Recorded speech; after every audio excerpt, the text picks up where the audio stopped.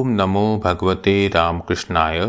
सार्थक परिपूर्ण जीवन के लिए महत्वपूर्ण सीख स्वामी जगदात्मानंद जी महाराज जी की महान पुस्तक जीने की कला से। अध्याय 1, छोड़ो चिंता दुश्चिंता को। कहावत है, जितनी लंबी चादर हो उतना ही पैर फैलाना चाहिए।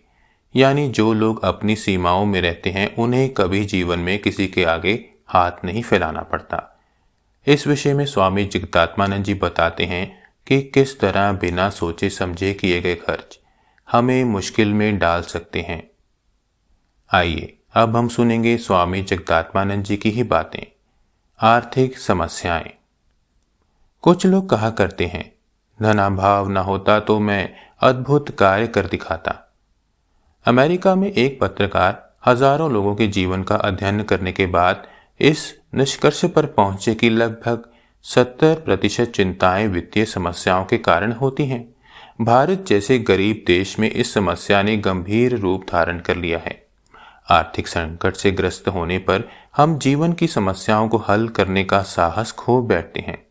आत्म संशय, उत्साह की कमी और थकावट हमारे मन को रौंद डालती है। ऊब, आलस्य तथा चिंता हमें सताती रहती है। संपत्ति की पूजा करने वाले किसी समाज में गरीबी एक बड़ा अभिशाप है। तो क्या आर्थिक समस्याओं का कोई समाधान नहीं है? क्या हमें केवल निराश होकर हाथ पर हाथ रखे समस्या के बारे में सोचते रहना होगा?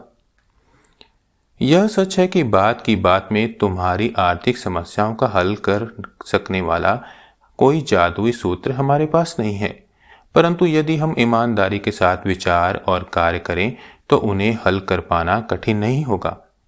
संभवतः यह समस्या तुम्हारे या तुम्हारे बड़े लोगों द्वारा संसाधनों के कुप्रबंध के कारण पैदा हुई हो, पर इसे हल करने का दायित्व तुम्हारा है। स्थिति से निपटने के लिए तुम्हें ईमानदारी पूर्वक प्रयास करना होगा। मैं तुम्हें अपने एक मित्र के बारे में बताता हूँ। 3 सदस्यों वाले अपने छोटे परिवार के भरण पोषण के लिए वह पर्याप्त धन कमाता है। वह एक सरकारी कर्मचारी है। उसे घर चलाने में ज्यादा खर्च नहीं करना पड़ता। तो भी वह हर महीने के आरंभ में ही ऋणग्रस्त होने लगता है। फिर वह प्राप्त वेतन से पिछले महीने के कर्ज को चुका नहीं पाता। पुराना कर्ज चुकाने के लिए वह कोई नया कर्ज लेता है। इस प्रकार यह दुष्चक्र चलता रहता है। फिर झूठ बोलना जरूरी हो जाता है। मित्रों के द्वारा उधार देने से मना करने पर मित्रता पर असर पड़ता है। कभी कभी तो उसके लिए घर की दैनिक जरूरतें भी पूरी कर पाना कठिन हो जाता है। घर में किसी के बीमार पड़ जाने या अतिथियों के आने पर स्थिति दुखदाई हो जाती है। यद्यपि सारी गलती उसी की है, तो भी वह दूसरों को दोष और समाज को अभिशाप देते हुए कहता है, लोगों के उद्देश्य तथा कार्य पूरी तौर से स्वार्थपूर्ण हैं।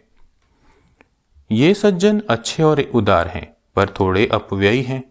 वे उच्च जीवन स्तर से जीना पसंद करते हैं। वे मित्रता को महत्व देते हैं, अतः वे अच्छे लोगों की संगति ढूंढते रहते हैं। परंतु बचत में उनका विश्वास नहीं है। वे कर्ज लेकर भी टेलीविजन, रेफ्रिजरेटर, वॉशिंग मशीन आदि खरीद लेते हैं।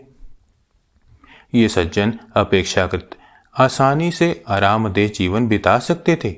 उनकी गलती केवल इतनी ही है कि वे बिना विचारे अपना धन ऐसी चीजों पर खर्च कर देते हैं जो उनकी हैसियत के परे हैं। इस कारण उन्हें कर्ज का आश्रय लेना पड़ता है। इस प्रकार कर्ज और निर्धनता का दुष्चक्र उन्हें पीड़ित किए रहता है। अर्थव्यवस्था एक कठोर शासक है। यह किसी के प्रति दया अथवा सहानुभूति नहीं दिखाती। तुम चाहे जितना भी प्रयास करो, पर धन खर्च किए बिना रह नहीं सकते। परंतु यदि तुम थोड़ा विचार पूर्वक और भविष्य की जरूरतों को ध्यान में रखकर चलो, तो तुम अपना धन इतनी तेजी से नहीं खर्च करोगे। तात्पर्य यह है कि भविष्य की जरूरतों पर थोड़ा ध्यान देना हमें अपव्यय करने से रोकता है। वास्तविक समस्या धन के अभाव की नहीं है। महान अर्थशास्त्रियों की खोज है कि धन का ठीक ठीक उपयोग करना ही बड़ा महत्व रखता है। दूसरे शब्दों में, हमें धन खर्च करने की कला सीख लेनी चाहिए। अनेक धनी लोग अपनी आय की अपेक्षा काफी अधिक खर्च कर डालते हैं और इसके फलस्वरूप अपने लिए आर्थिक संकट पैदा कर लेते हैं। और कुछ ऐसे लोग भी हैं जो अपनी सीमित आय को भी विवेकपूर्वक व्यय करके सुखी, संतुष्ट तथा ऋण मुक्त रहते हैं। बाकी अगले भाग में।